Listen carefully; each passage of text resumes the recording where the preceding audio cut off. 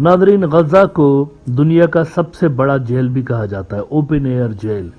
اب اس کو دنیا کا سب سے بڑا اوپن ایئر جیل کیوں کہا جاتا ہے، اس کے لیے آپ کو ذرا یہ میپ دیکھنا پڑے گا۔ اگر آپ اس میپ کو دیکھیں تو یہ غزہ کا میپ ہے، اور اس کے ایک سائڈ پہ آپ کو پانی نظر آ رہا ہے۔ ناؤ یہ جتنا بھی پانی ہے یہاں پر اسرائیلی نیوی ہے، ان کا کنٹرول ہے، یہاں پر اسرائیل کھڑا ہوا ہے۔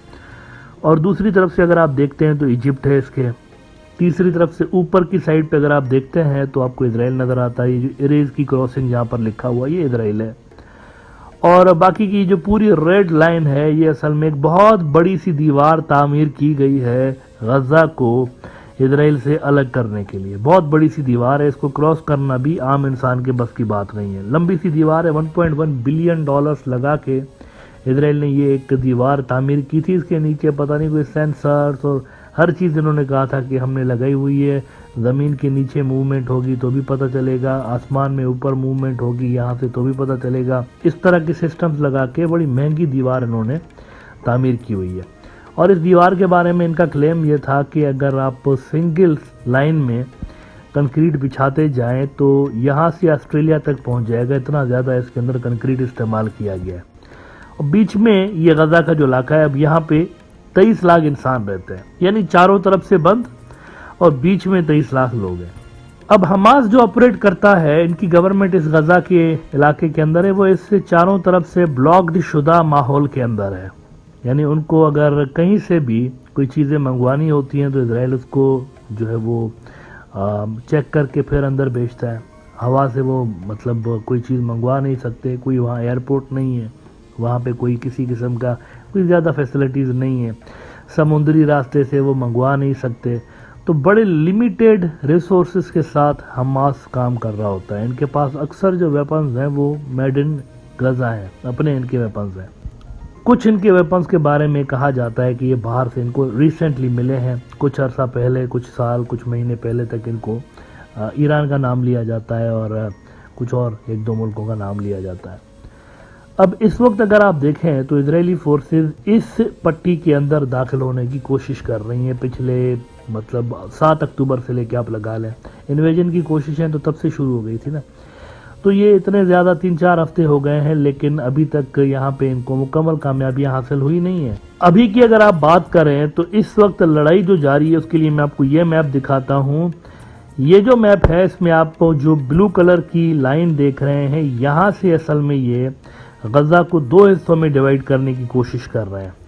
ساؤتھ غزہ کو الگ کر رہے ہیں، نارتھ غزہ کو الگ کر رہے ہیں۔ ان کا جو پرائمری ٹارگٹ ہے وہ نارتھ غزہ ہے۔ نارتھ غزہ کے اندر زیادہ تر لوگ وہاں پر رہتے ہیں اور زیادہ تر فیسلٹیز نارتھ غزہ کے اندر ہے۔ ساؤتھ تھوڑا سا یوں سمجھے کہ ڈیزرٹ قسم کا آپ کو لگتا ہے، اور وہاں پر آبادیاں جو ہے وہ اتنی زیادہ ہیں نہیں، مطلب اکثر لوگ نارتھ کے علاقے میں رہتے ہیں۔ اچھا، یہاں پہ بڑی بڑی ریفیوجی کیمپس بھی بنی ہوئی ہیں، وہ بھی ساؤتھ کے علاقے میں، مثال کے طور نصرت کیمپ ہے اور البریج کیمپ ہے، اور یہاں پہ جو جبالیہ کا کیمپ ہے۔ یہاں پہ اگر آپ جائیں گے نا، جبالیہ نارتھ میں ہے ویسے، یہ جو 2 باقی بتایا آپ کو یہ ساؤتھ کے اندر ہے۔ آپ یہاں جائیں گے نا، کنجسٹڈ سا علاقہ ہے۔ یہ لوگ وہ ہیں ریفیوجی کیمپس کے اندر رہنے والے جن کے گھر بار، جن کے خاندان والوں کو شہید کر دیا گیا فلسطین کے مختلف علاقوں میں، اور وہ وہاں سے جان بچا کے ادھر آئے اور یہاں پہ ریفیوجی کیمپس میں وہ رہتے ہیں۔ ان کی زندگیاں یہاں پر پلے بڑھے ہیں، یہ یہاں پر جوان ہوئے ہیں، اور انہوں نے ساری زندگی صرف یہی جیل دیکھا ہوا ہے۔ اب اس سے نجات کے لیے وہ اسٹرگل کر رہے ہیں اور عالمی برادری کی طرف دیکھ رہے ہیں کہ وہ کب ان کا مسئلہ حل کرتے ہیں۔ غزہ کے اندر ابھی تک جہاں تک ان کی کارروائی ہے تو یہ صلاح الدین اسٹریٹ آپ کو جو نظر آ رہی ہے اس میپ میں، یہ یہاں تک پہنچے ہیں اسرائیلی۔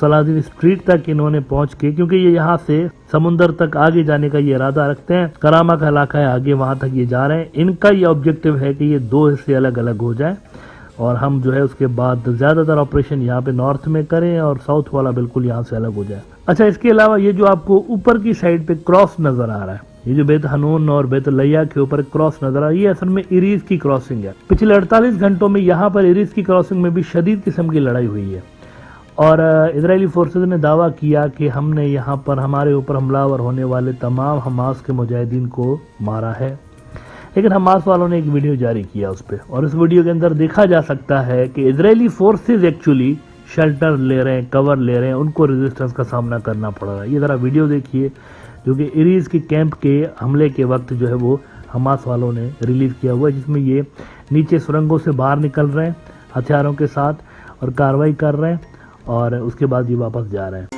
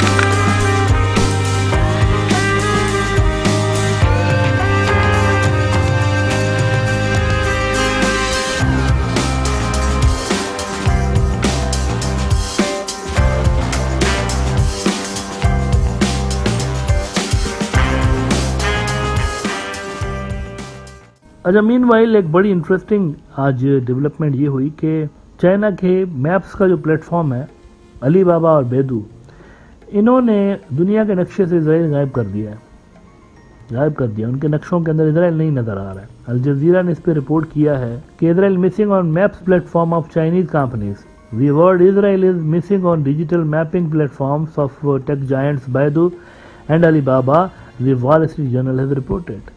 ان کے اندر یہ اسرائیل نے فلسطین لکھا ہوا ہے وہاں پہ، تو یہ ایک بڑی انٹرسٹنگ ڈیولپمنٹ ہوئی ہے۔ وہاں پر سوشل میڈیا جو ہے ان کا وہ بھرا پڑا ہے فلسطین کے حق میں، وہاں پر بھرپور قسم کی جو حمایت ہے وہ فلسطینیوں کے لیے کی جا رہی ہے۔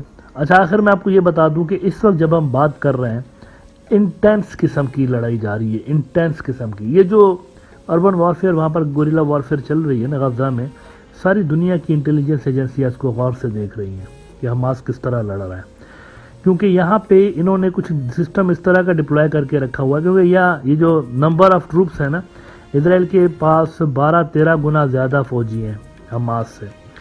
تو حماس والوں نے کچھ اس طرح کی اسٹریٹجیز ڈیزائن کی ہوئی ہیں کہ جہاں پہ تھوڑے سے لوگ زیادہ لوگوں کو انگیج کر رہے ہیں، اس طرح کی ان کی اسٹریٹجیز ہیں، اور 4-6 لوگ ان کے جو ہیں وہ جاتے ہیں اور سینکڑوں سامنے جو لوگ ہوتے ہیں ان کو انگیج کر رہے ہوتے ہیں، اس طرح کی اسٹریٹجی ہے۔ تو یہ ساری انٹیلیجنس ایجنسیاں کو دیکھ رہی ہیں، پہلی بار غالباً دنیا میں اس طرح کی جنگ لڑی جا رہی ہے اتنے بڑے پیمانے پہ اربن وارفیئر۔